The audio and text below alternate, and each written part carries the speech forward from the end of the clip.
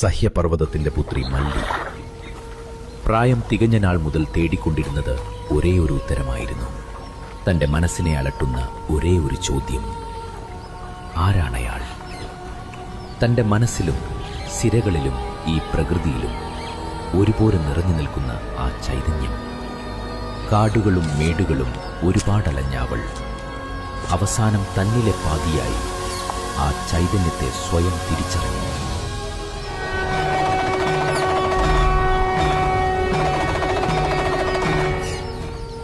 മറ്റുള്ളവർക്ക് കാട്ടുവാസിയും പാമ്പാട്ടിയും ചുടലവാസിയുമായിരുന്നവൻ അവൾക്കു മഹാദേവനായിരുന്നു, മല്ലിയുടെ ഈശ്വരൻ.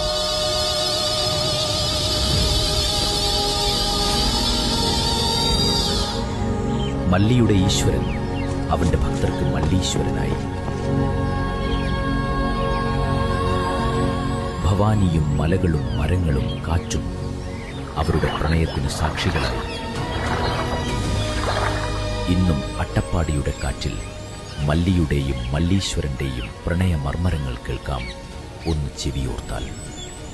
കാലത്തിനും മേലെ ആ ദിവ്യപ്രണയത്തിന്റെ സാക്ഷിയായി മല്ലീശ്വരൻ മുടി മാടി വിളിക്കുന്നു.